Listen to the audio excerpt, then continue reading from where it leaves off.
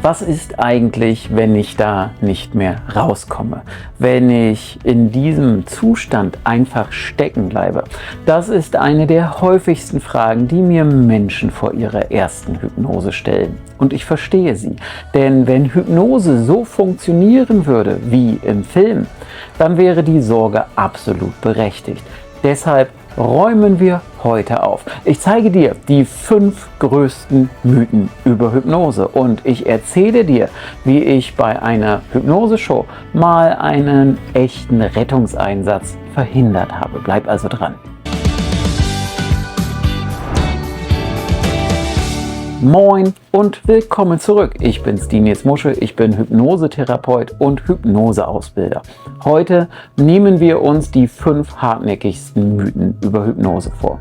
Diese Mythen halten sich seit Jahrzehnten. Sie machen Menschen völlig unnötig Angst und sie halten oft genau die Leute von einer Sitzung ab, denen Hypnose am meisten helfen könnte. Damit ist heute Schluss. Am Ende dieses Videos kennst du alle 5 Mythen und du weißt, was stattdessen wirklich stimmt und du kannst beim nächsten Familienessen entspannt aufklären, wenn wieder jemand behauptet, Hypnose sei gefährlich. Und mich interessiert ehrlich, welchen dieser Mythen hast du selbst mal geglaubt? Schreib es mir einfach unten in die Kommentare. Ich lese die wirklich alle und ganz oft entsteht daraus auch das nächste Video. Fangen wir mit dem größten Mythos an, nämlich der Nummer 1, man kann in der Hypnose stecken bleiben. Die Vorstellung geht ungefähr so, der Hypnotiseur bringt dich in Trance, dann klingelt sein Handy, er muss dringend weg und du sitzt da, weggetreten, für immer. Und dazu erzähle ich dir am besten eine kleine Geschichte, die ich genauso selbst erlebt habe. Ich war vor ein paar Jahren privat bei einer Hypnoseshow. Ich saß ziemlich weit hinten und vor mir saß eine ältere Dame mit ihren Enkelkindern. Und diese Dame ist schon während der Einleitung des Showhypnotiseurs vorne auf der Bühne in einen sehr, sehr tiefen Zustand der Hypnose gegangen. Und zwar so tief, dass sie vom Stuhl gefallen ist. Die Enkel in heller Aufregung, die Menschen drumherum in heller Aufregung. Nur die Dame selbst, die hat sich zum Glück nicht wehgetan, hat die Augen nicht geöffnet und blieb einfach in ihrer Hypnose. Ich bin dann hin, habe ihr die sogenannte Koma-Warnung gegeben. Das ist ein fester Ablauf, mit dem man Menschen aus einem so tiefen Hypnosezustand zurückführt und habe sie dann zurück ins Hier und Jetzt geführt. Es ging ihr gut, es ist nichts passiert. Die Mitarbeiter vom Theater hatten allerdings in der Zwischenzeit schon den Rettungswagen gerufen. Den haben wir dann wieder abbestellt und das Spannendste kam nach der Show. Die Leute haben mich am Ausgang wiedererkannt und plötzlich stand ich da vor knapp 30 Menschen und habe spontan einen Vortrag gehalten darüber, was da gerade wirklich passiert war und wie Hypnose funktioniert. Warum erzähle ich dir das?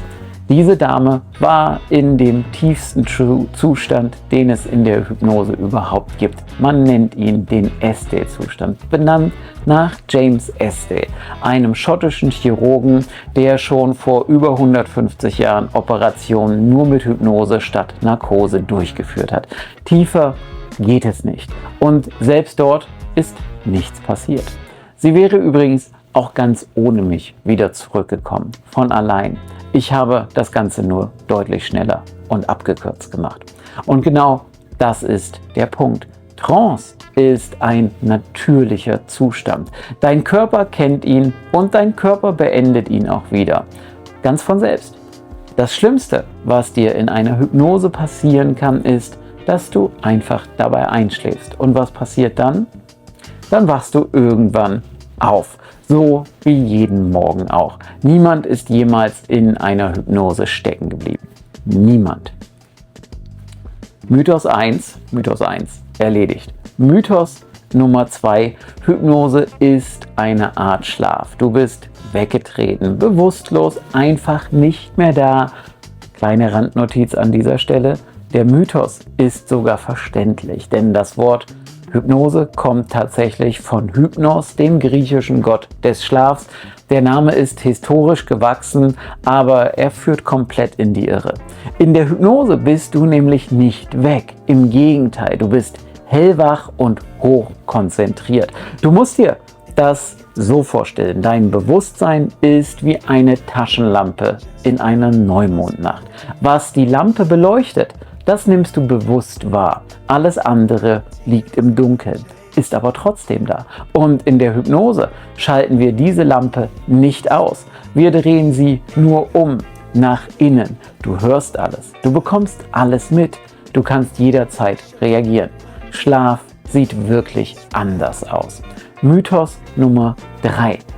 Nach der Hypnose weißt du nichts mehr. Der Filmklassiker: Jemand wacht auf, guckt verwirrt in die Runde und fragt, was passiert ist. Die Realität: Du erinnerst dich in aller Regel an alles, was in der Sitzung passiert ist. Manchmal fühlt es sich hinterher an wie ein sehr intensiver Tagtraum und einzelne Details verblassen. So wie bei einem Traum am nächsten Morgen. Aber ein schwarzes Loch gibt es nicht. Der guten Ordnung halber: Es gibt Menschen, die aus sehr tiefen Zuständen weniger Erinnerung mitbringen. Das ist aber eher die Ausnahme, nicht die Regel. Und vor allem, da wird nichts in dein Gedächtnis eingepflanzt und nichts herausgelöscht. Dein Kopf funktioniert nach der Sitzung genauso wie vorher, nur meistens ein ganzes Stück entspannter. Kurzer Hinweis an dieser Stelle: Wenn du tiefer in das Thema einsteigen willst, dann schau dir mal den Hypnocampus an. Über 30 Stunden kostenfreie Lernvideos von mir. Den Link findest du in der Beschreibung. Aber jetzt zurück zum Thema.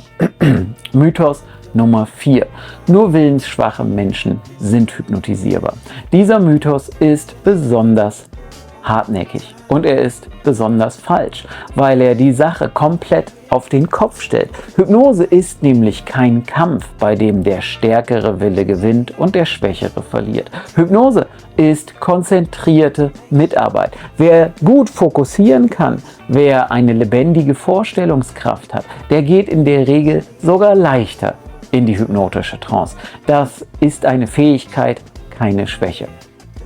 Und die Zahlen dazu sind ziemlich klar. Rund 80% aller Menschen sprechen mittelgut auf Hypnose an. Ungefähr 10% außergewöhnlich gut und nur rund 10% eher schwer. Heißt unterm Strich, etwa 9 von 10 Menschen können mit Hypnose arbeiten. Mit Willensstärke oder Willensschwäche hat das alles nichts zu tun. Und wie gut du persönlich ansprichst, dazu mache ich dir später im Video oder später im Jahr noch ein eigenes Video mit einem kleinen Test zum Mitmachen. Du solltest also jetzt sicherstellen, dass du den Kanal abonnierst, damit du genau dieses Video nicht verpasst. Und Mythos Nummer 5. In der Hypnose übernimmt der Hypnotiseur die Kontrolle über dich. Du ahnst vielleicht schon, was jetzt kommt. Genau zu dieser Frage habe ich dir letzte Woche ein komplettes Video gemacht. Deshalb hier nur die Kurzfassung.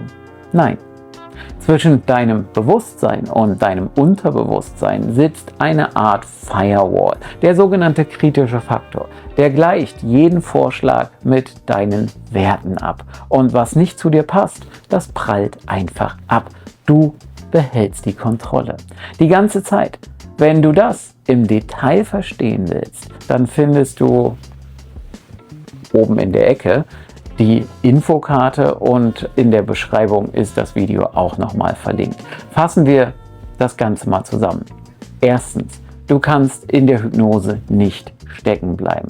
Schlimmstenfalls schläfst du ein und wachst ganz normal wieder auf.